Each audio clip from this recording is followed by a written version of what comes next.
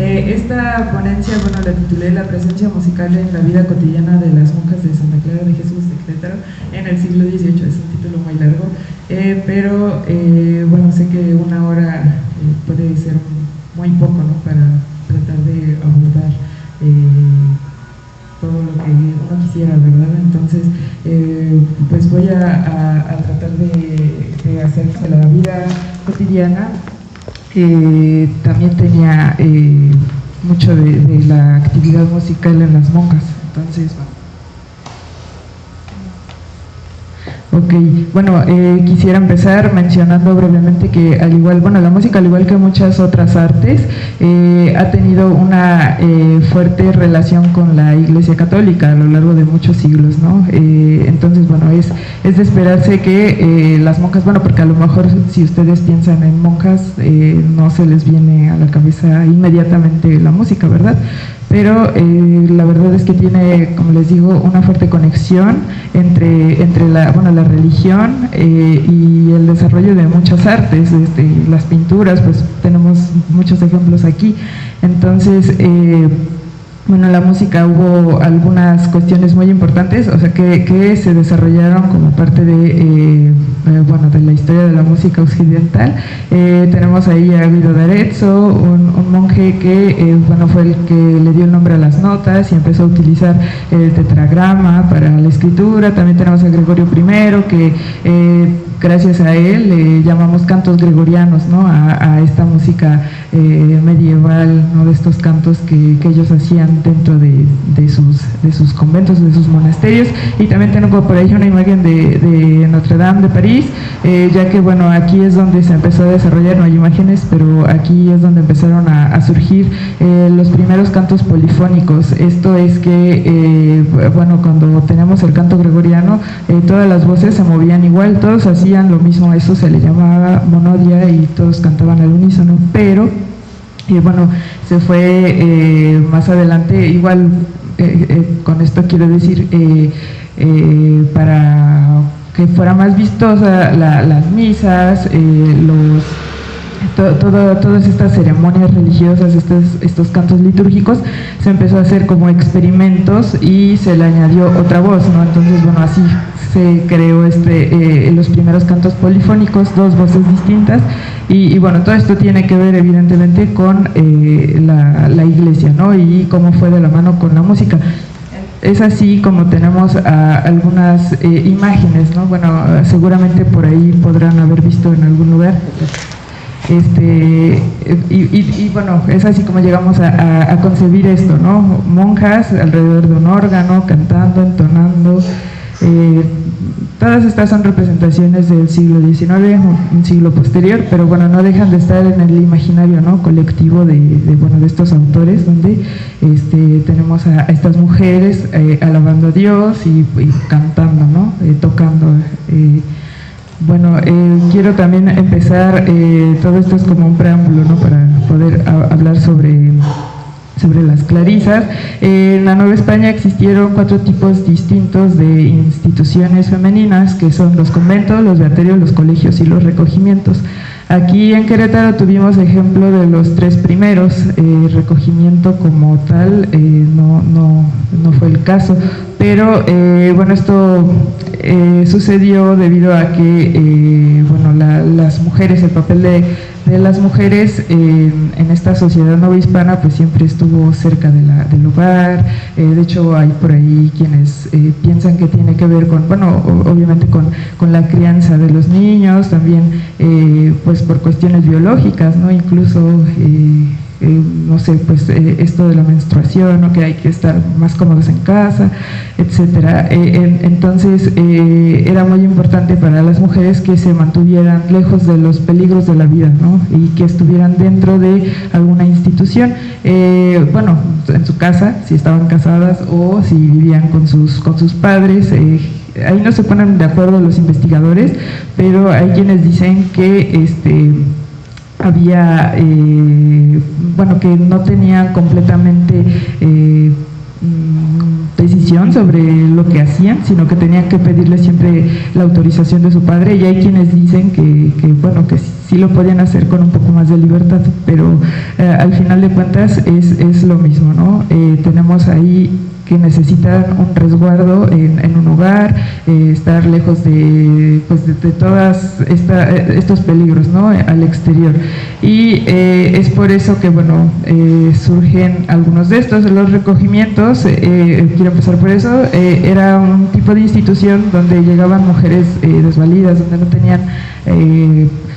tenían a dónde acudir, tal vez no tenían ya familia, a lo mejor tenían hijos, entonces estos lugares servían para que, bueno, ahí les daban un hogar y podían, incluso también recibían a prostitutas, entonces era un lugar donde las mujeres encontraban un refugio, ¿no? Donde si no tenían a dónde ir, ahí podían estar seguras. Los beaterios y conventos se parecen mucho. Quiero dejar al último a los colegios. Los conventos, acá tenemos algunos ejemplos, es donde vivían estas mujeres, estas monjas, estas religiosas, y en los beaterios también vivían más bien algunas religiosas, pero la diferencia estaba en que en los conventos estas mujeres hacían 4 votos perpetuos, ¿no? Que lo vamos a ver más adelante, y en cambio en los beaterios pues eran mujeres que no necesariamente hacían estos 4 votos, o sea, no era obligatorio que los llevaran o no, trataban de recrear una vida muy parecida a las monjas en los conventos, pero tenían como un poco más de libertades, incluso podían interactuar con la gente, ¿no? De afuera en ocasiones. Es algo que tampoco se han puesto como completamente de acuerdo. Cada beaterio tenía sus propias particularidades. Pero bueno, los colegios surgieron primordialmente en el siglo XVIII, fueron una transformación. El resultado, empezaron siendo beaterios, pero bueno, ya no les permitían, más bien quisieron impulsar, la educación, entonces cambiaron el giro, ¿no? De ser beaterios pasaron a colegios. Entonces, bueno, acá tenemos 2 imágenes importantes. Bueno, es sobre la primera escuela de música fundada en la Nueva España en 1746 por el arzobispo y virrey Bizarrón y Eguiarreta. Es la primera escuela de música para mujeres. En la imagen que tenemos en el lado izquierdo, en su lado izquierdo, como quedó, esa es de la cárcel de Belém, después con las leyes de Benito Juárez, que empezó a expropiar propiedades y demás a la iglesia. También se los quitó y bueno, lo hicieron cárcel. Ese es de la cárcel, pero era el mismo inmueble, vaya. Después lo demolieron, y el que tienen a su mano derecha es la portada de la erección de esta escuela de música, la primera.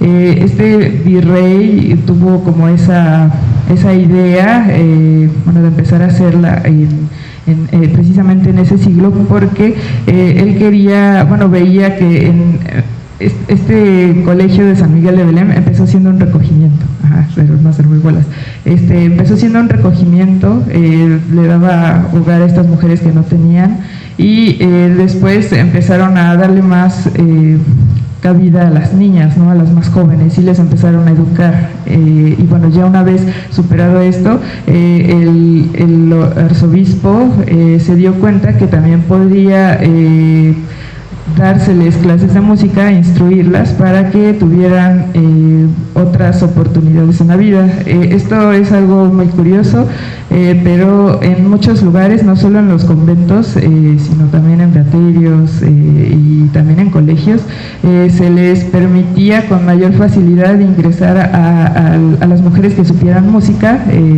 entrar, o sea, solo con sus conocimientos musicales.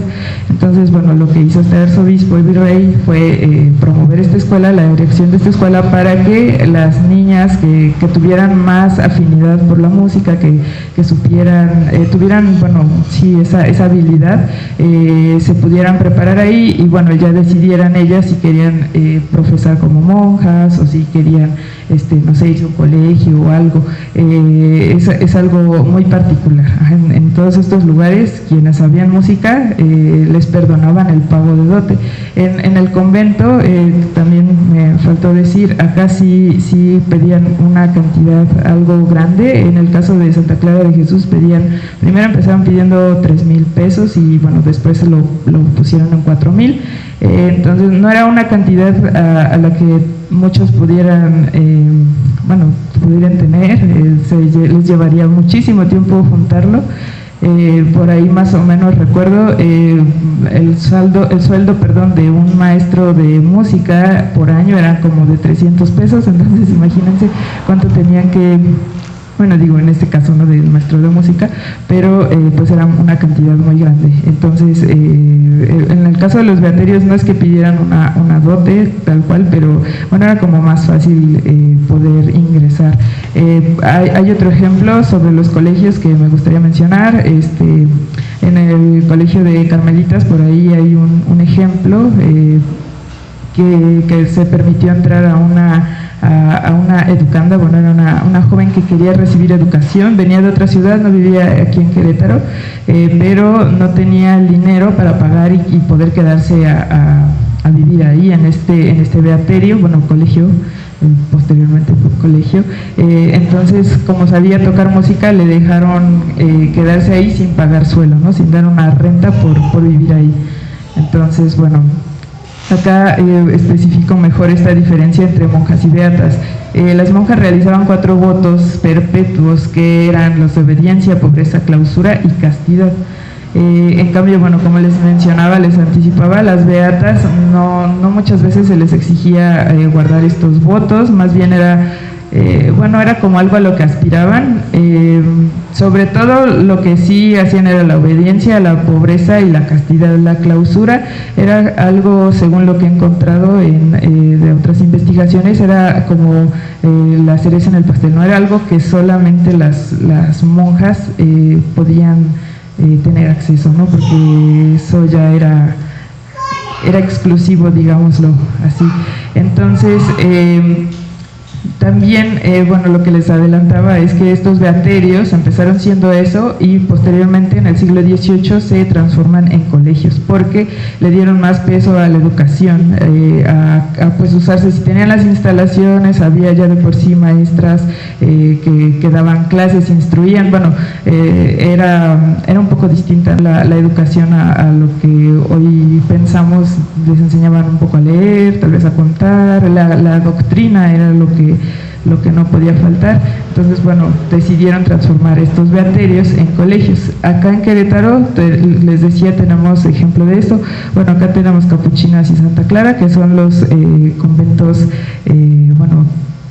los primeros. El primero fue el de Santa Clara en 1607, después llega el de Capuchinas un poco más adelante en el siglo XVIII y ya a comienzos del siglo XIX está Santa Teresa, Teresitas, hoy le llamamos, ¿no? Y los ejemplos de beaterios, porque a veces se suele confundirse, e incluso he visto que por ahí tienen información afuera donde dice que son conventos, pero no fueron conventos, estos eran beaterios y posteriormente colegios, y además tuvieron este reconocimiento real, fueron reales colegios, el de Carmelitas y el de Santa Rosa de Viterbo. Entonces, dicho esto, también tenemos otra serie de jerarquizaciones y de situaciones especiales con las monjas dentro de estos lugares. Esto es importante y tiene que ver con el quehacer musical en esta vida cotidiana de las monjas clarisas. Dentro de los conventos existían monjas de velo negro, también de velo blanco y niñas. Hay más mujeres dentro. Ahorita voy a poner una lista donde aparecen, pero vamos a distinguir primero las monjas de velo negro. No era su título completo, el completo era monja de velo negro y coro. Me encontré por ahí unos documentos que faltará revisar posteriormente, que decía que eran monjas de velo negro y de coro o fuera de coro, en capuchinas aquí en Querétaro. Eso se me hizo muy extraño. La verdad traté de indagar un poco, también preguntar con otros investigadores, pero es una duda que bueno, quedó por ahí y bueno, estará pendiente por resolver, pero el título que generalmente le daban a estas monjas de velo negro era eso, monjas de velo negro y coro. El ejemplo que muestro acá a la izquierda, quise sacar fotografías de Santa Clara, de este convento, pero la verdad es que es difícil accesar ahí, no siempre está abierto y bueno, es como delicado entrar a sacar fotos ahí. Entonces, esta que tengo acá la saqué un día que se encuentra abierto y que pues nadie me dijo nada. Está ahí en el altar del lado derecho, por si un día entran por ahí, lo pueden encontrar.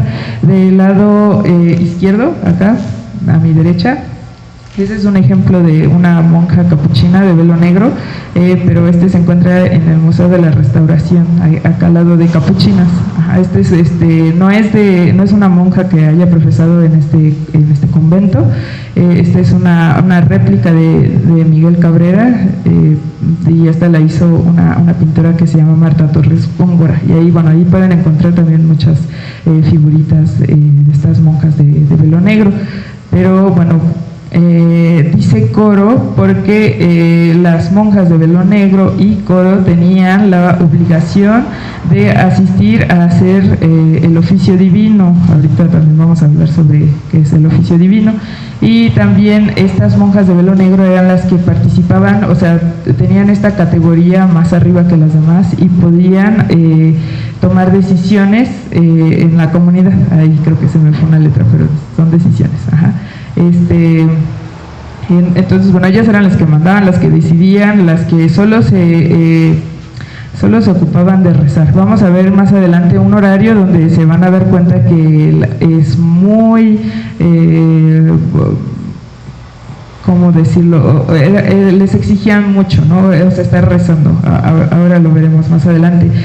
El otro tipo de monjas que había eran las monjas de velo blanco o legas. Estas encontré una patente de 1660 donde dicen que eran criadas y sirvientes de las demás monjas. Ellas, bueno, a veces entraban siendo novicias. El noviciado es el tiempo que toman las monjas antes de profesar los votos perpetuos. Entonces lo utilizan para saber si, bueno, para aprender lo mínimo indispensable para llevar la vida monacal, y también para saber si pueden, o sea, si es compatible ese modo de vida con su propio proyecto de vida. No están obligadas a profesar, y bueno, de hecho se les daba un tiempo para que regresaran a sus casas y pensaran un par de meses, y después ya regresaban, bueno, se despedían de su familia, de todos, del mundo, y después regresaban a hacer sus votos perpetuos. Pero había quienes ingresaban así como novicias y no podían seguir con el otro paso. Esto podía ser porque, bueno, no completaran el dinero para pagar la dote, o porque pues tal vez no quisieran, y bueno, estaban satisfechas, ¿no? con ser, o bueno, supongo que era por no tener el dinero para pagarlo, ¿verdad? Y ellas eran las que se ocupaban de hacer todo el quehacer. Nosotros ahorita solo conocemos el templo de Santa Clara como, bueno, el que está ahí sobre Madero, entre Arteaga y, bueno, antes de llegar Arteaga Allende, y antes de llegar al Jardín Guerrero, pero era mucho más extenso. Ocupaba desde Guerrero hasta Allende y iba de Madero hasta Hidalgo. Entonces muchos de los inmuebles que vemos ahí, bueno, se piensa, o lo que han investigado los arquitectos, utilizan incluso partes del antiguo complejo. Era muy grande y tenía muchas casitas. De hecho, se dice que ahí llegaron a habitar hasta 300 mujeres, de las cuales solo 100 eran monjas de velo negro. Entonces, bueno, por eso es que tenemos estas otras mujeres. Las otras son las niñas. Las niñas se les llamaba así a todas las mujeres que no profesaban y no eran casadas, bueno, y no eran monjas legas, ¿verdad?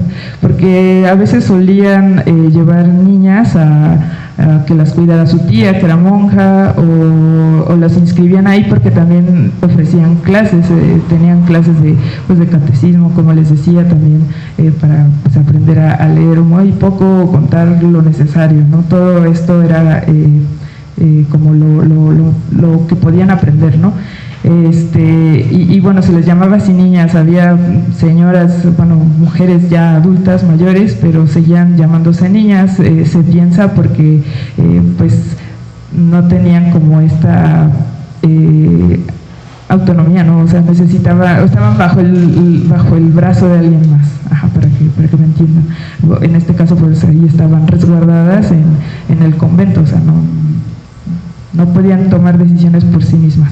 Y luego están las esclavas, porque también hubo esclavas, que bueno, estas eran compradas ya sea por la iglesia o también por alguna religiosa, y a veces pasaba que se heredaban, ¿no? Podía ser que entraran, o sea, muchas monjas también podían ser parientes de sangre, y pues ahí mismo se heredaban, ¿no? La tía le heredaba a la sobrina, la esclava, y así se iban. Algo también interesante que encontré en una patente en 1660 es que las monjas de velo blanco sí podían llegar a ser monjas de velo negro, pero tenían que cumplir ciertas, eran como casos excepcionales, tenían que hacer ahí todo un trámite, preguntarle a los provinciales, a los superiores, y ya que todos estaban de acuerdo, pues le dejaban pues tener una jerarquía más alta. Esto tenían entre las cosas que hacer era pagar la dote completa, lo que le faltaba de dote, y también tenían que saber leer lo mínimo indispensable, porque bueno, eso es algo que sí tenían que saber las monjas de velo negro, leer, para pues poder hacer su oficio divino, o sea, rezar, tenían que aprenderse los rezos. Además muchos de estos estaban en latín, entonces esto implicaba un mayor reto, ¿no? Era necesario. Y algo que me pareció muy importante es que también les exigían que estuvieran dispuestas a cantar, a hacer los cánticos necesarios para pues poder desempeñar su oficio, que tiene el canto y el oficio divino van muy de la mano. Entonces, bueno, pasemos a lo que sigue. Dentro de todos esos, bueno, había muchas mujeres evidentemente, y tenían distintos cargos porque pues estaban organizadas de esta manera ahí dentro. Pues tenemos la abadesa, portera, tornera, discretas, vicaria, escuchas, maestra de novicias. Ahí en negritas está, bueno, el personaje que nos interesa, ¿no? La vicaria de coro. También había sacristana, enfermera, provisora, ropera, refitolera. Todas ellas desempeñaban un papel muy importante, y bueno, el papel de la vicaria de coro consistía en que era quien se encargaba de que el oficio divino se llevara de la forma correcta, que se hicieran las pausas y entonaciones. También esto incluía los cantos y los rezos. Eso es algo interesante, porque bueno, igual cuando nosotros hablamos, pues también hacemos entonaciones y también hacemos pausas, ¿no? Para que nos entendamos, y eso es algo bueno, que ellos también revisaban, y hasta cierto punto pues también es un poco musical, ¿no? Que hacemos y no nos damos cuenta.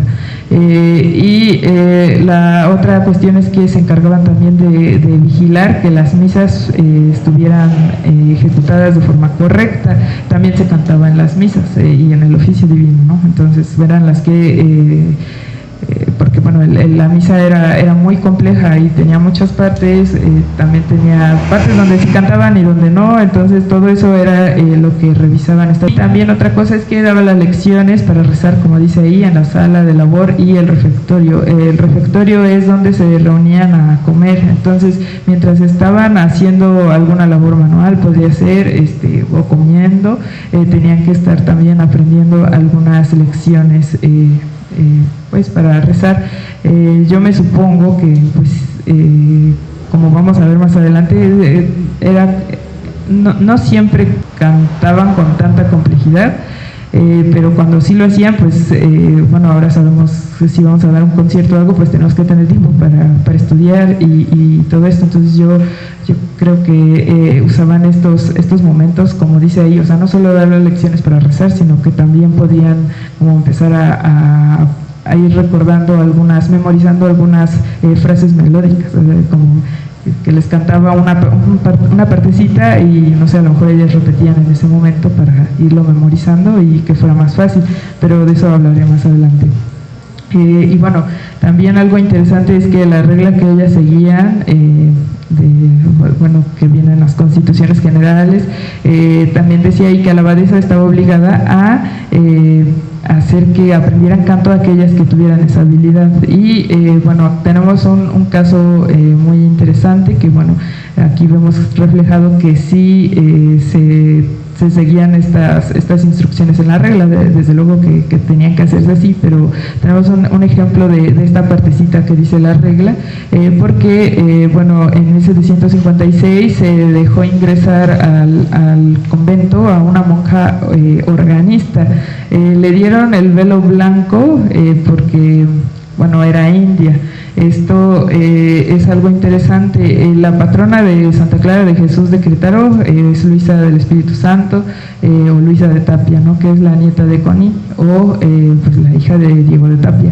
Entonces ella, según se dice, bueno, piensan que pudo tener una prima por ahí que también era india y que probablemente también profesó en todo me parece que fue en el mismo siglo que Luisa, pero este caso salta a la vista porque, bueno, siendo una india organista, bueno, la dejaron entrar como monja lega, que de todas maneras, bueno, a mí se me hace eso como un poco, pues a lo mejor tenía que hacer igual que hacer, barrer o hacer otra cosa, no sé, porque las monjas legas, como les había dicho, las de velo blanco, ellas no podían poner un pie dentro de los coros, no podían cantar, no podían hacer el oficio divino. La misa sí, pero el oficio divino solo estaba destinado para las de velo negro. Y esta monja pues entró como organista, tenía ahí bueno, ser organista implicaba una exigencia también mayor, así como decíamos esto de leer, así pasa con las organistas, porque bueno, en el órgano se escribe en dos llaves distintas o se escribe con cifrado. Esto quiere decir que tienen que resolver muchas cuestiones teóricas musicales, y no es tan sencillo, ¿no? Entonces también por ahí hay algunos investigadores que han notado que los indios tuvieron una participación muy activa con los órganos, o sea, fueron buenos organistas bueno, como que les quedó muy bien esto, ¿no? Y lo propagaron por varias partes. Entonces, bueno, a lo mejor esta india organista, precisamente porque era una actividad más o menos común con los indios músicos, pues le tocó, ¿no?, acercarse al convento de Santa Clara a ver si la dejaban entrar. Y bueno, lo que les digo que me parece un poco extraño es que, bueno, pues siendo de velo blanco hacía lo mismo que las de velo negro. También, bueno, algunas de las vicarias de coro conocidas hasta el momento, las tengo por acá en esta lista. Es algo que pude rastrear en diferentes, bueno, en dos archivos, en el de la provincia franciscana de Michoacán, que está en Celaya, con, bueno, sobre todo toda la parte de María Antonia del Espíritu Santo, que fue una organista que estuvo por ahí. De hecho, es hasta donde pude averiguar, la única así monja de velo negro que está en ese libro de profesiones, que fue organista, ¿no? Casi todas las demás fueron o cantoras o bueno, hubo por ahí una bajonera, ¿no? Pero ella, bueno, ya se sabe que sí es organista. También hay las otras, no sé, por decir, Ana María Manuela del Señor San José, María Dolores del Sacramento Viteri y Ana Catarina de San Juan, bueno, se encontraron en partituras en el archivo histórico Maestro Agustín González. Entonces, pero hay muchos vacíos.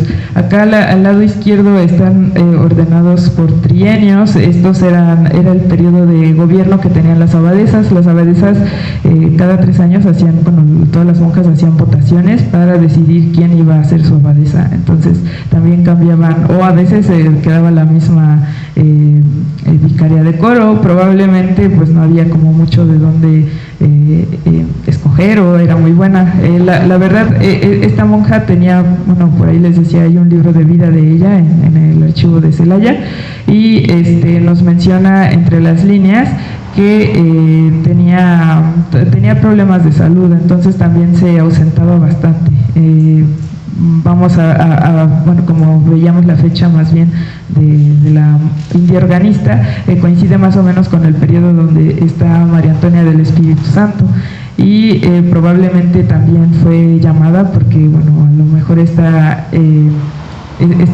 vicaria de coro pues se ausentaba, tenía problemas, empezaba como a tener mucha fiebre y empezaba a tener visiones, ¿no? O alucinaciones de cosas, se la pasaba en cama postrada. Entonces probablemente esta india organista le ayudó, le echó la mano. También otra cosa que me hace pensar que probablemente fue organista debido a esta india organista, es que, bueno, acá tenemos una lista donde en negritas pongo a María Antonia del Espíritu Santo. En el libro de profesiones, donde aparecen todas estas monjas clarisas profesas, aparece como, ahora no dice que no solo que cantaba su hermana, Isabel Teodora, eran hermanas de sangre, era bajonera. Y bueno, posteriormente se sabe que era organista, pero pues más o menos es por las fechas donde ingresan a esta india organista, ¿no? Entonces lo que me hace pensar es que pues precisamente a lo mejor ella fue la maestra, la instructora de muchas otras monjas, bueno, de todas las monjas que tenían que cantar y hacerlo, pero que, bueno, a lo mejor María Antonia del Espíritu Santo tenía como esa facilidad, o tuvo esa facilidad de aprender a tocar el órgano. Y bueno, la lista en sí es esto de las mujeres a las que se les excusó el pago, o sea, que con sus conocimientos musicales poseían los conocimientos tal vez mínimos requeridos. Por ahí yo me hacía la pregunta de si les hacían alguna especie de examen o algo para que pudieran ingresar, pero hasta la fecha no he encontrado algo parecido. Entonces, bueno, me llama la atención que hayan sido tan pocas durante el siglo XVIII a las que se les permitiera entrar sin pagar la dote. Supongo que, bueno, esto nos puede hacer pensar que no era algo que fuera tan común, pues, o al menos aquí en la ciudad de Querétaro, ¿no? Que a lo mejor no era algo que se pudiera aprender a la vuelta de la esquina, no tan fácil, o que pudieran llegar a cierto nivel como para que les excusaran el pago. Ya habíamos hablado del colegio de San Miguel de Belém, ¿no? Pero también yo tenía las intenciones de tal vez poderme encontrar alguna monja clarisa que tuviera por ahí algún pasado con este colegio de San Miguel de Belém, pero pues no encontré nada de eso. Entonces es un misterio todavía. También, bueno, teníamos ese caso de la india organista, que no sabemos su nombre, por ser monja lega, pero sí tenemos dos que, bueno, estos son del siglo anterior, del siglo XVII, pero era algo que también pasaba usualmente, que se contrataba maestros externos para que dieran, para que capacitaran a un grupo de monjas, o bueno, las más que pudiera, y que, bueno, ya después ellas pudieran hacer su tarea por sí solas, ¿no? El primero que fue contratado, revisé todos los libros de cuentas del siglo XVII, bueno, hasta donde encontré que ya no había maestros externos, y el primero fue Fray Sebastián de Gama, que solo estuvo ahí 3 años con ellas, y posteriormente por 15 años estuvo Andrés López, que bueno, ahí le mencionan como maestro de capilla. No pude rastrear más de este maestro.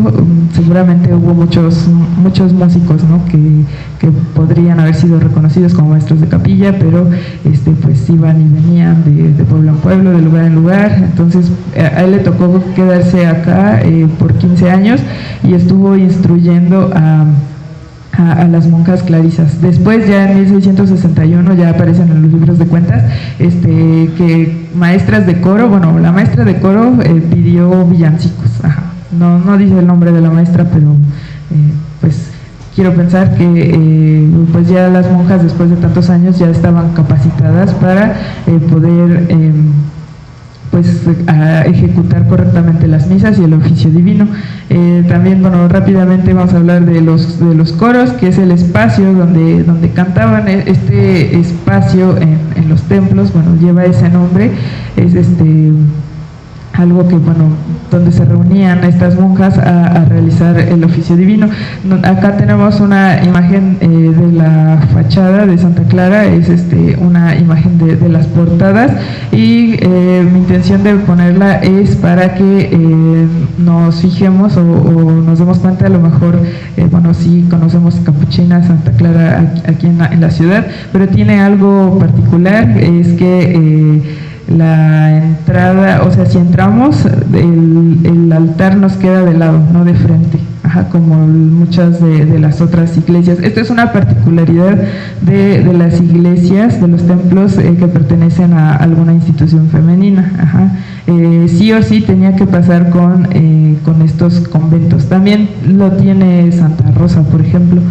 Santa Clara, Santa Rosa y Capuchinas son las que tienen aquí en la ciudad estas entradas así laterales.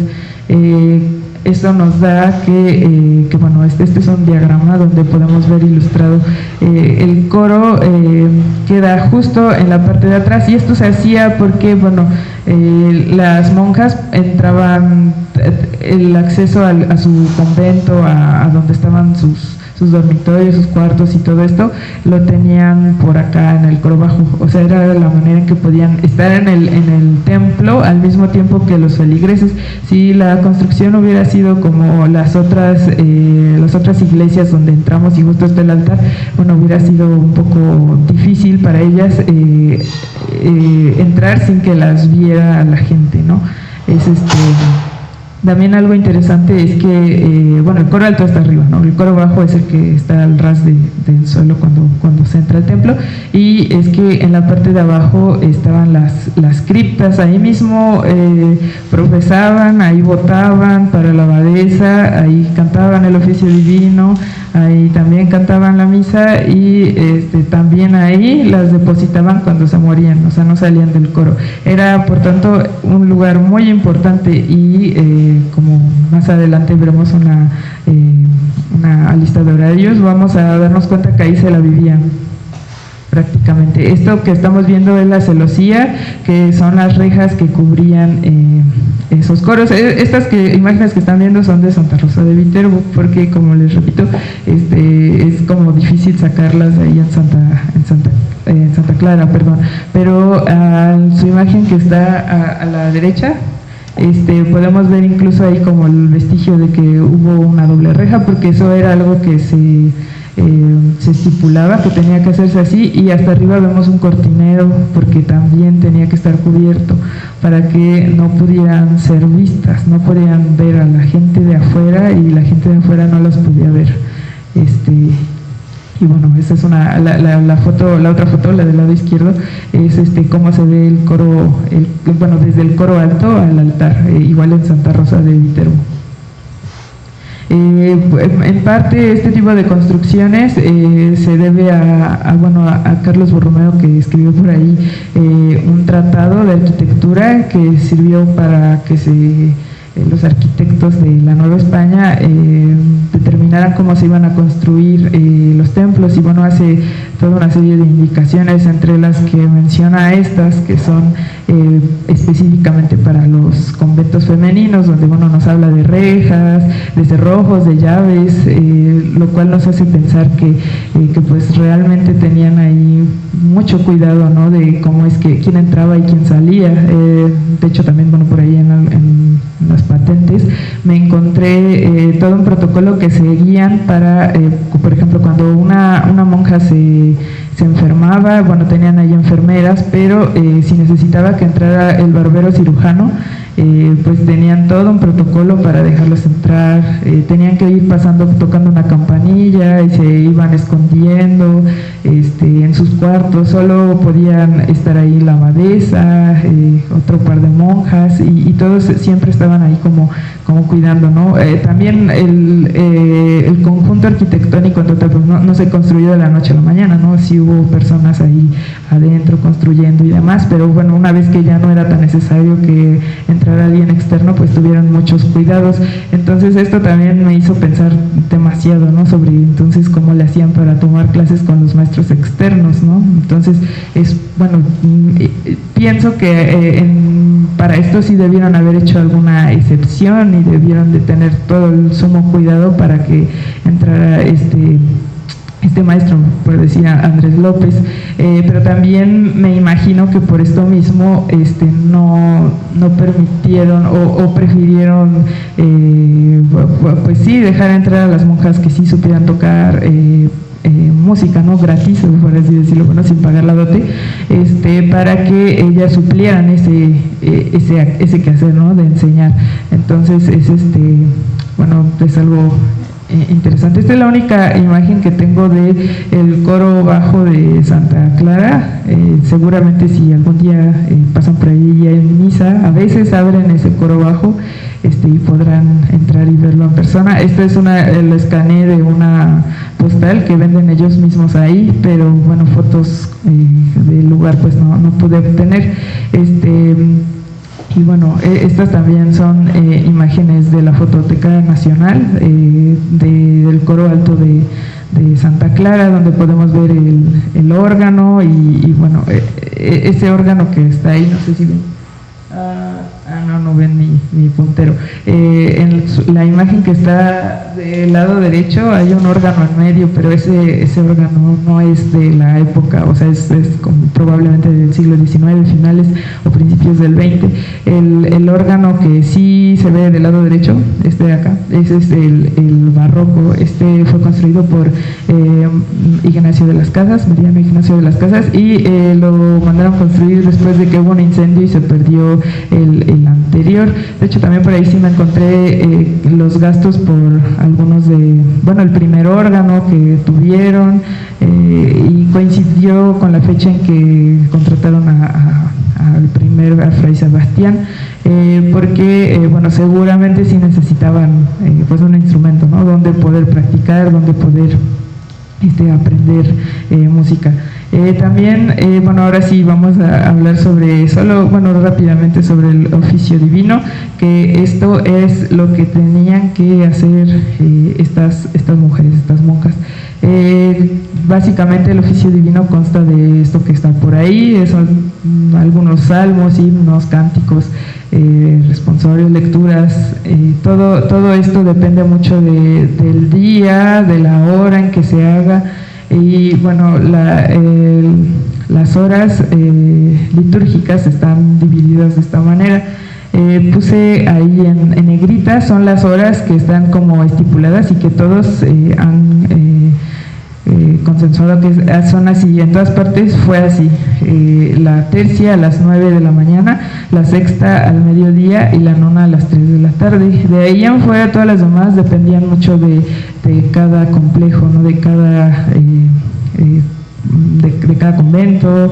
Entonces bueno, las puse en cursivas como a manera de sugerencia, porque bueno, si se dan cuenta, yo puse ahí como mi criterio fue que, bueno, si la misa, o sea, si tenían que hacer tercia a las 9, pero antes tenían que tener una misa matinal, rezar prima, laudes y maitines, pues más o menos se van como en cada hora, ¿no? Entonces, los maitines eran muy largos, ahorita vamos a ver uno, entonces pues por eso les digo que se la vivían ahí en el coro rezando las monjas de velo negro y coro, ¿verdad? Y bueno, igual, bueno, tenían misa a las 11 de la mañana, más o menos, ¿no? Porque al mediodía tenían la sexta.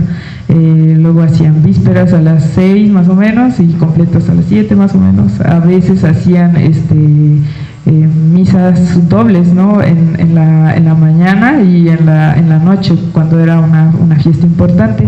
Esta hora también la puse en negritas. No he encontrado nada que conste que fue así aquí, pero sí hay datos de otros conventos. En especial es del convento de Jesús María, entre la Ciudad de México, donde se hacía a las 9 de la noche. Entonces, bueno, probablemente algo de eso se compartió. Este es un ejemplo de lo que rezaban de maitines en el Ordus Monasticus, porque tenían distintos, el Ordus Catedralicius, que era lo que rezaban en las catedrales, y el Monasticus, que era en los monasterios, ¿no? Conventos. Y la fiesta es de la Navidad de Jesús, ¿no? Bueno, el 24 de diciembre, el 25. Acá tenemos todo el orden de cuestiones, entonces era muy largo, por eso les digo que bueno, tomaba ese margen como de 2 horas más o menos, calculando, ¿no? De todo esto, algo que nos vamos a fijar, bueno, es en el Te Deum, que está ahí marcado con negritas. Era un himno que se hacía como acción de gracias. Sí tenemos ejemplo acá en el AMAG, en el archivo histórico maestro Agustín González del conservatorio, donde, bueno, este es ejemplo de Pedro Martínez, un compositor que dejó, bueno, hay 3 obras acá. Entonces, bueno, esa son los manuscritos de la partitura, y acá está la letra de lo que dice. Aquí, bueno, me parece interesante que empieza con una forma de responso. El responso es yo digo algo y ustedes contestan algo. Entonces aquí está el solo de la soprano 1 de la primera voz, donde empieza diciendo a ti, oh Dios, te alabamos, y después todos, dice tutti, y le responden los ángeles, todos los cielos y bueno, las potestades te honran. Que eso también es todo otro tema, ¿no? De los coros celestiales con todos los ángeles y demás. Bueno, y así se va con cada verso. En esta versión del compositor Pedro Martínez tenemos 4 versos, que son estos que están aquí, pero bueno, todos hablan, es parte del Te Deum, de esta alabanza y acción de gracias por la Navidad de Jesucristo. Acá, bueno, tengo un fragmentito. Mi propósito era, bueno, es también que, bueno, la música es un arte temporal que solo existe mientras se está escuchando, se está ejecutando. Si no se hace de esta forma, pues está ahí como dormido, ¿no? Entonces, vamos a escuchar. Es en audio MIDI, o sea, no son instrumentos reales, son artificiales, pero es algo cortito y bueno, espero que se pueda oír.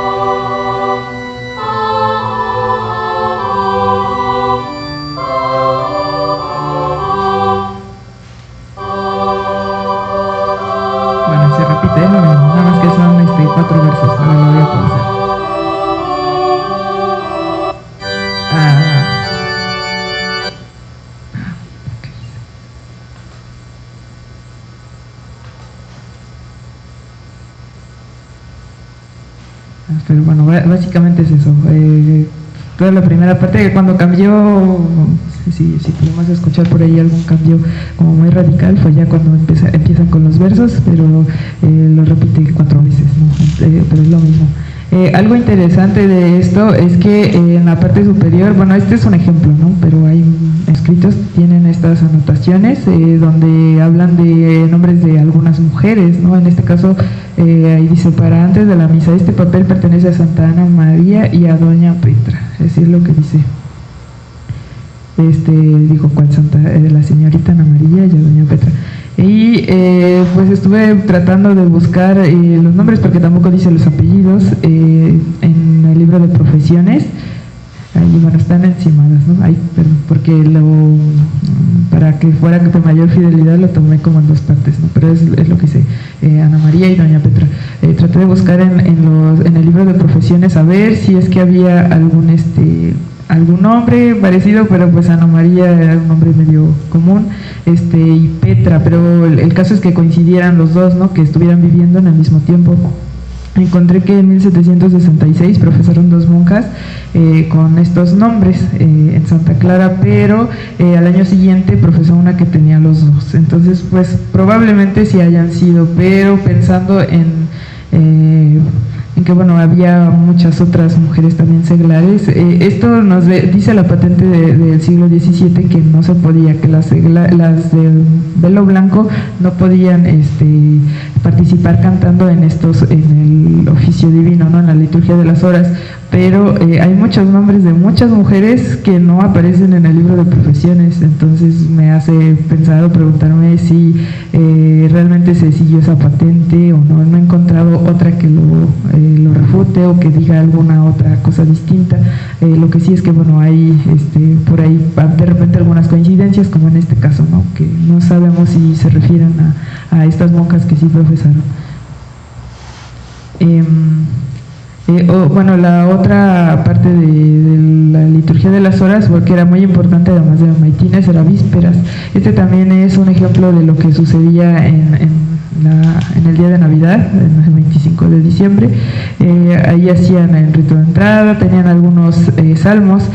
Acá pongo el Dixit Dominus y el Beatus Vir porque bueno, son como de los más importantes o reconocidos. De hecho, ahí bueno, hay una obra de Händel, de Dixit Dominus, también bueno, se ha hecho popular, ¿no? en la música académica.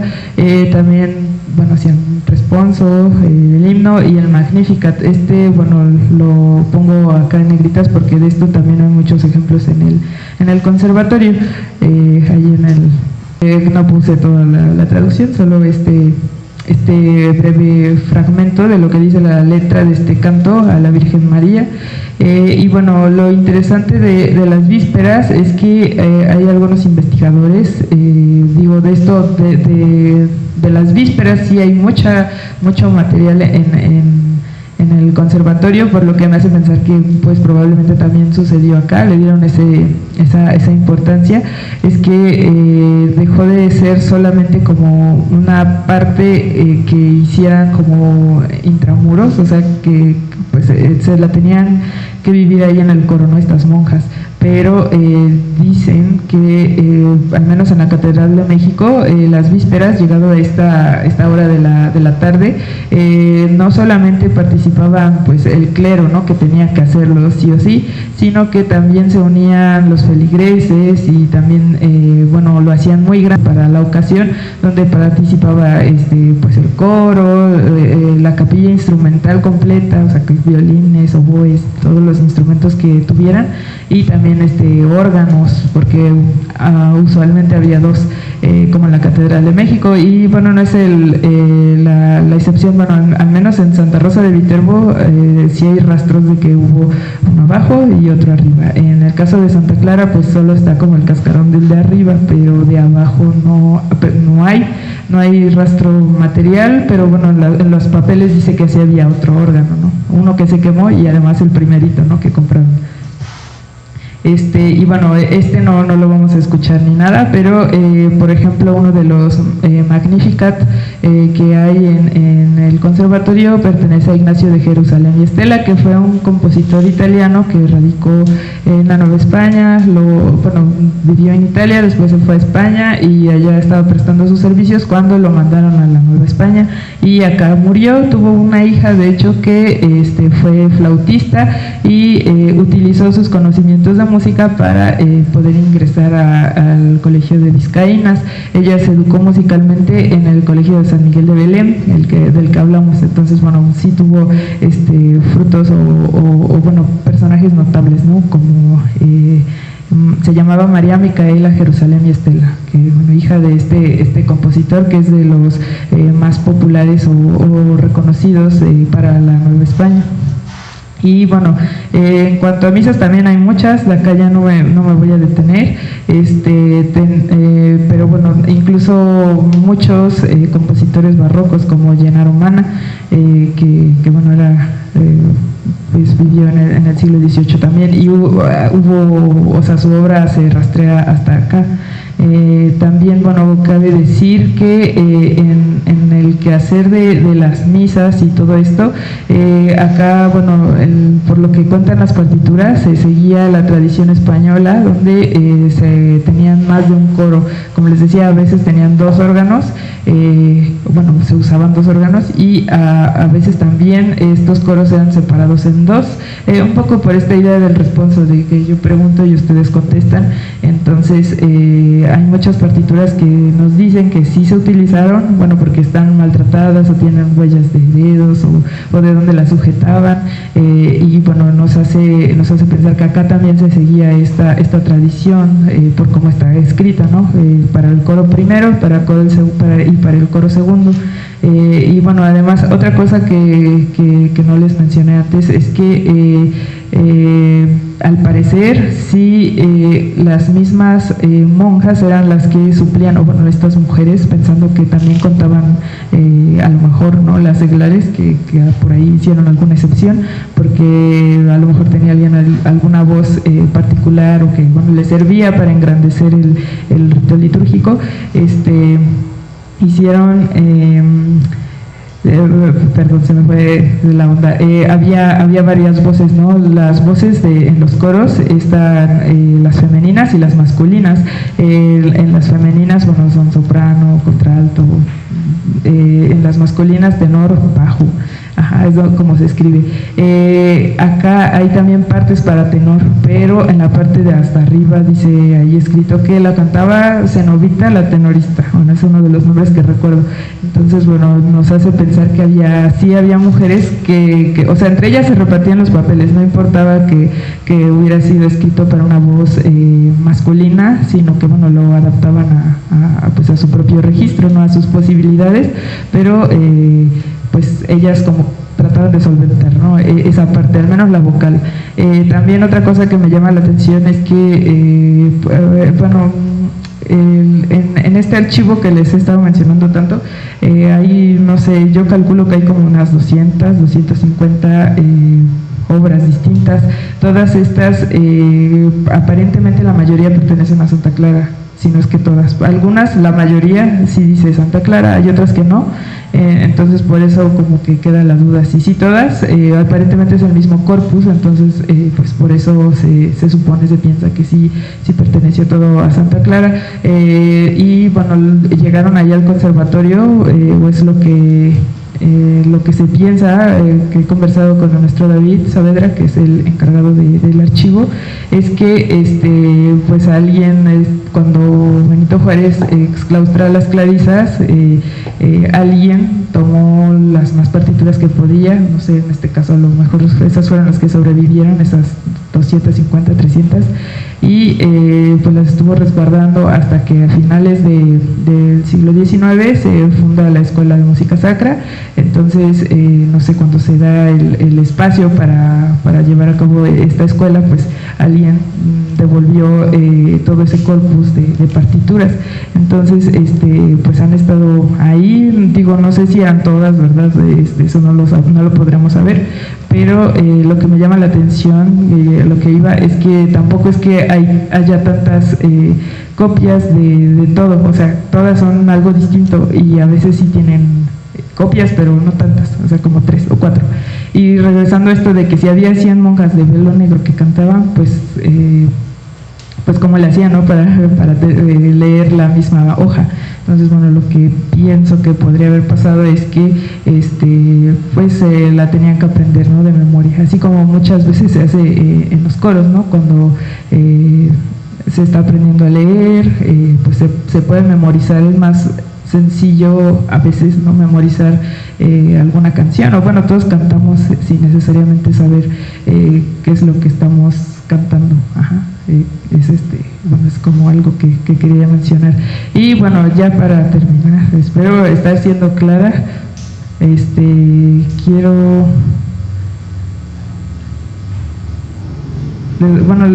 Iba a interpretar 2 piezas. Sí, no hablé de la música seglar, o sea, la música de afuera, que no tenía que ver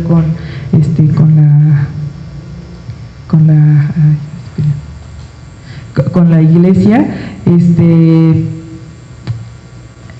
pero sobre esto sí hay partituras, pero no son demasiadas. ¿Serán acaso 5? Bueno, de las que he visto y recuerdo. Y estas, bueno, hay música de Haydn, Joseph Haydn, compositor del clásico, austriaco, y también hay de Pleyel, un pianista y también constructor de pianos, francés, igual hay a principios del siglo XIX. Entonces sí hay obra de ellos que se me hizo muy interesante. Eso coincide con lo que han investigado los musicólogos españoles, que fueron de los compositores. Bueno, hay otros 3 más, pero estos 2 coinciden, son los más que influenciaron más la música española, Haydn y Joseph Pleyel. ¿Qué más les iba a decir sobre esto? Y bueno, sí hay sinfonías y otras cosas. Se piensa que probablemente algunas de esas, porque hay sí hay obras así como grandes, que a lo mejor se tocaban antes de la misa, porque pues volvemos a lo mismo. En este tiempo no era que le dieran play a algo, ¿no? Para oír música tenían que ir a donde hubiera músicos tocando en vivo. Entonces pues probablemente también hacían a veces de espacios como pues para una especie de concierto. Ajá. Esto que vemos aquí en pantalla, que lo van a escuchar, se llama Canción a Nuestro Amo. Esta es una composición de una monja, que en la parte de atrás, por eso puse aquí el PDF, solo dice, bueno, está al revés, pero dice composición de la RM, Reverenda Madre Araujo, solo dice Araujo. Ok, ya, gracias. Sí, bueno, les decía que ahí está de cabeza.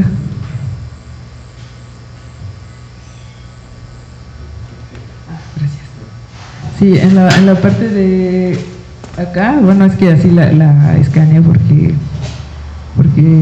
porque así estaba, o sea, la escribió así al revés la monja, ¿no? Pero les decía que allá abajo solo nos da la pista del apellido Araujo. Yo estuve buscando igual en el libro de profesiones en el siglo XVIII si había alguna que coincidiera. ¿Por qué el siglo XVIII? Porque suena al siglo XVIII y por el estilo, ahora lo van a escuchar y bueno, si hay por ahí algún músico, a lo mejor no me dejará mentir, ¿verdad?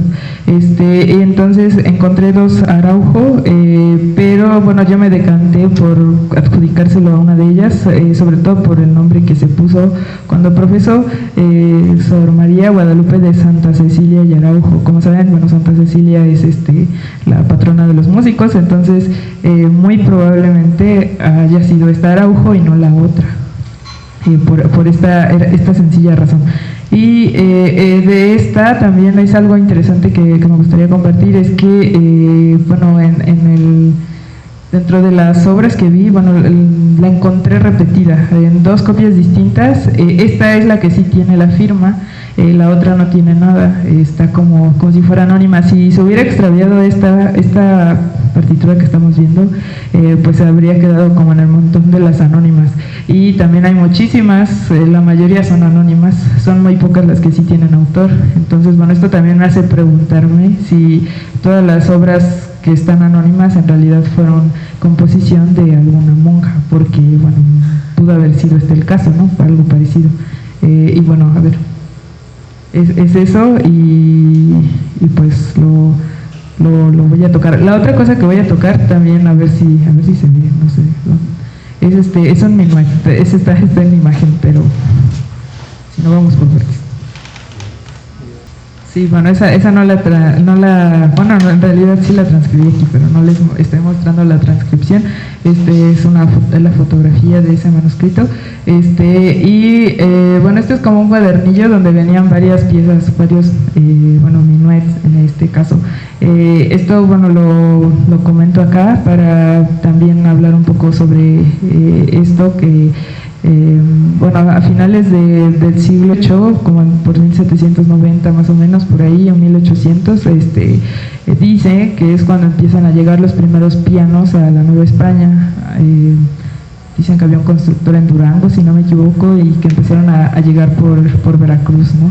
Entonces, para este momento, bueno, en este archivo hay también manuscritos que datan de la primera mitad del siglo XIX. Hay muchos que son para piano, pues, se puede saber por cómo están escritos, por el estilo, por indicaciones también musicales que solo se hacían para el piano y que instrumentos de teclado anteriores no las tenían. Entonces, esta otra pieza que van a escuchar es muy cortita, es un minuet anónimo encontrado dentro de todo esto. Yo me imagino, o yo pienso, o sea, mi intuición dice que sí fue escrita para piano, los primeros pianos, el piano también tuvo su evolución, ¿no? Entonces seguramente no sonaba como lo vamos a escuchar porque el sonido es de un piano moderno, pero sí muy parecido. Y bueno, la otra de Canción a Nuestro Amo, esa pues es difícil determinar, ¿no? Si realmente fue para un instrumento como el piano, porque bueno, esto es un poco anterior y tampoco podríamos saber realmente, bueno, no con lo que tenemos en la partitura, si era para un órgano. Entonces, bueno, yo los voy a tocar ahí con el sonido de piano, pero bueno, es lo que ya no vamos a escuchar un instrumento falso, y es dos, ¿no?, que quisiera compartir con ustedes. Y después, bueno, piensen si tienen alguna pregunta.